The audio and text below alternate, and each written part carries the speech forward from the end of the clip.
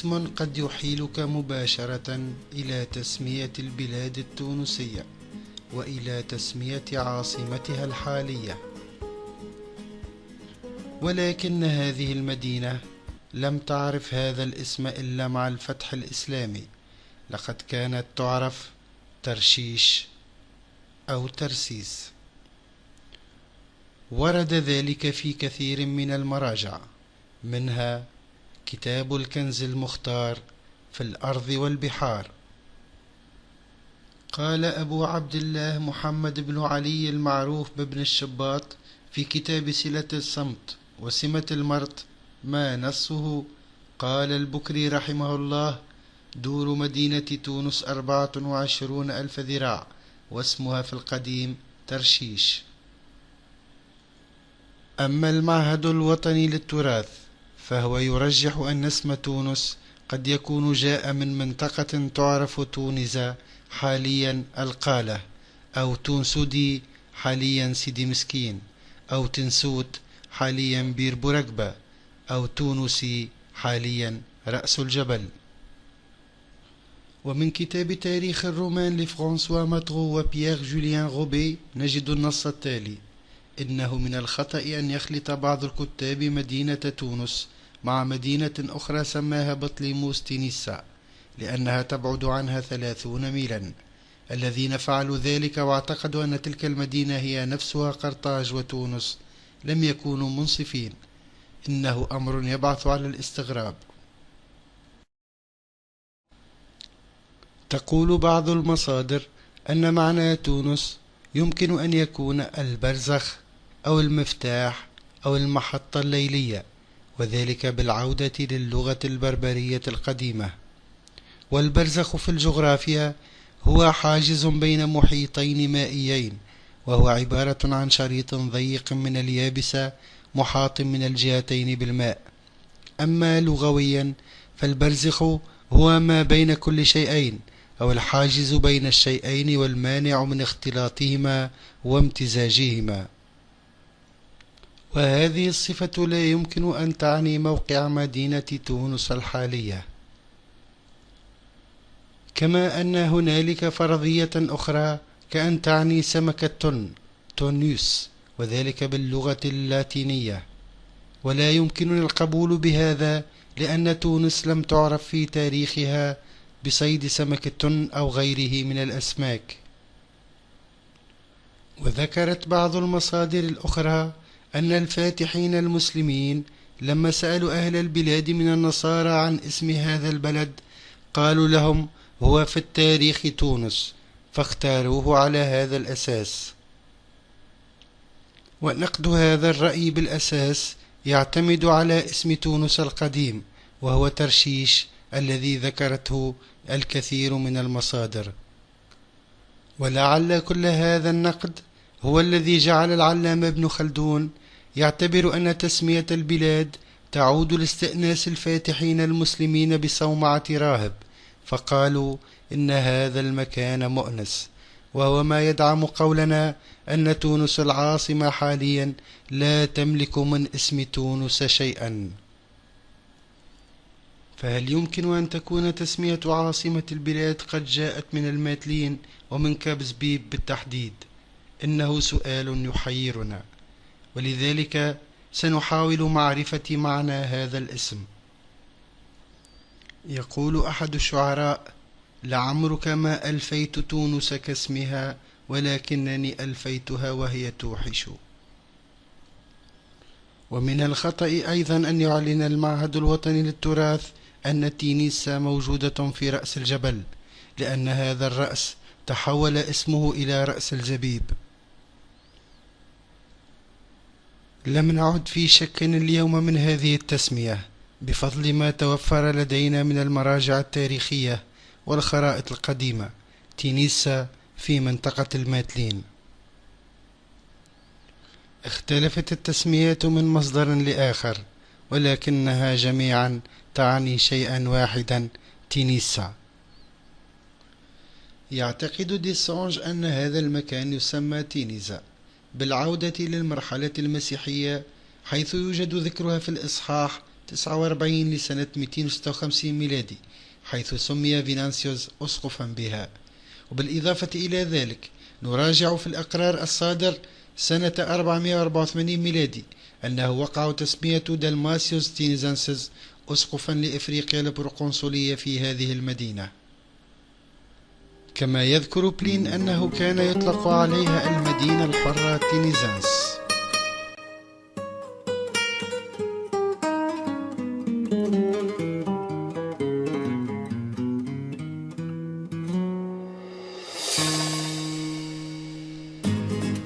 تعود تينيسا بجذورها إلى فترة أقدم من القطع الجنائزية التي عثر عليها في مقبرتها البونيقية، وذلك سنة 1971. وقع تحديد تلك الفترة الزمنية بحوالي 5 قرون قبل ميلاد المسيح عليه السلام. كما كان في القرية مصانع لشي الفخار وصناعة السيراميك، وتبدو هذه الصناعة مزدهرة إلى حد كبير، وهو ما جعل المستكشفين الأوائل في القرن 18 و19 ميلادي يقرون أن بقايا الفخار المكسور كان متناثرا في كامل المنطقة تقريبا. كان السكان يصنعون جميع أنواع الفخار من قناديل زيتية وأواني للأكل ومباخر وجرار مختلفة الأحجام، حتى أنها كانت لها ميزة فريدة تشبه إلى حد بعيد تلك الجرار التي تصنع بماطر اليوم.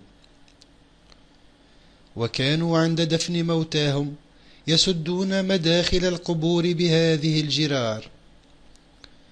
كان القبر فسيحا ويوضع به عدد هام من هذه التشكيلة من الفخاريات، وربما كان يدل ما يدفن مع الميت من هذه الأدوات إلى قيمة المدفون ومدى ثرائه ووسطه المجتمعي، حيث يمكننا أن نعاين أيضا حلي الزينة من الذهب والمعادن النفيسة أو العاج أو بيض النعام. هذه الموجودات لم تكن كلها محلية الصنع، ففيها ما تم استيراده من التجار الفينيقيين الذين جعلوا القرية محطة ربط بين رأس بنزرت ورأس غار الملح. موقع تينيسا أيضا مثل رأسا من رؤوس البلاد، ويعرف اليوم برأس الزبيب، ولكنه كان يسمى قديما برومونتوار أبولون أو رأس أبولون. استغل القدماء مرور سمك التن على سواحلهم للقيام باصطياده، وهي مياه عميقة تقابل جزيرة صقلية وتتميز بحرارة خاصة تناسب هذا النوع من الأسماك في هجرته السنوية.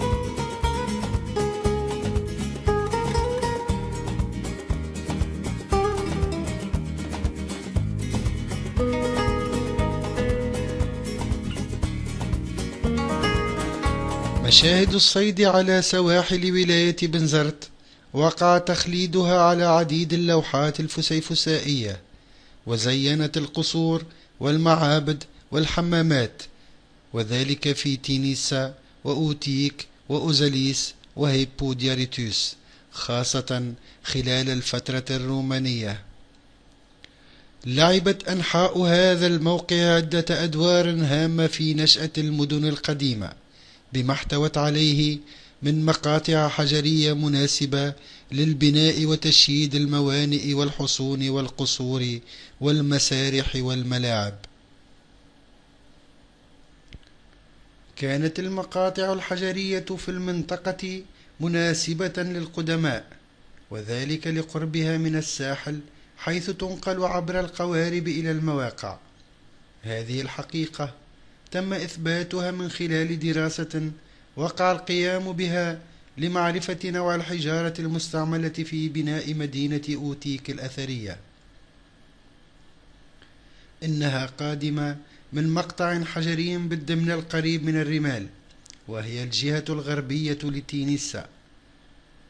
كما كانت الرمال المشبعة بفتات الصخور والصدفات المسحوقة تمثل نوعا من الجبس والطلاء لسد الشقوق في البناءات القديمة، وهي خاصية اعتمدها الفينيقيون في أوتيك وأيضا في قرطاج، ولكن حجارة هذه الأخيرة كانت قادمة من أنحاء الوطن القبلي ومن الهوارية بالتحديد. كانت تينيسا برأسها البحري ذلك الملاذ الآمن من العواصف والأنواء عند مغادرة القدماء للأنحاء الغربية من البلاد كتبراقة وهيبوديريتوس للوصول إلى الأنحاء الشرقية كأوتيك وقرطاج، فمثل ميناؤها مكانا للاستراحة والركون ليلا لمواصلة الرحلة من الغد، خاصة وأنه جنة طبيعية تنتشر فيها العيون المتدفقة بملاصقة البحر. وكانت تينيسا أيضا ذلك المكان التلي الصالح لرعاية الماشية، وفيه شجر الزيتون الذي ينتج الزيت، ذلك الوقود الحيوي الذي لم يكن الأجداد يستغنون عنه للإنارة والدواء وموائد الطعام، وكان لهم فيه أيضا مآرب أخرى. تينيسا في بداياتها قرية محصنة على مرتفع تلي لا يتجاوز 90 مترا عن سطح البحر. تم اختيار هذا الموقع من القدماء لأنه يكشف كامل الشريط الساحلي الممتد من بنزرت ورأس الكونديدوم وغار الملح رأس البلشرم. كانت القرية تطل مباشرة على جزيرة كاني التي عرفها القدامى باسم دراغونتيا وتعريبها التنين، وفي بعض المراجع الأخرى باسم فولتوريا وتعريبها النسر. ونحن لا نشك أبدا أن هذه الجزيرة قد لعبت أدوارا مهمة في التاريخ القديم، وأنها أيضا كانت أكبر حجما مما هي عليه الآن قبل أن تنقسم إلى 3 أجزاء. وقد تمكن مجموعة من الدارسين من اكتشاف بعض الآثار الرومانية فيها. أما أكبر ميزة تعرف بها هذه القرية فهو كثرة عيونها التي تلتصق بالشاطئ، وهو ما جعل الرومان بعد انتصارهم على القرطاجيين ينشئون فيها الحمامات البخارية التي عرفت بالهيبوكوست، وهي التي نشاهدها اليوم على شاطئ السويسية والعراق.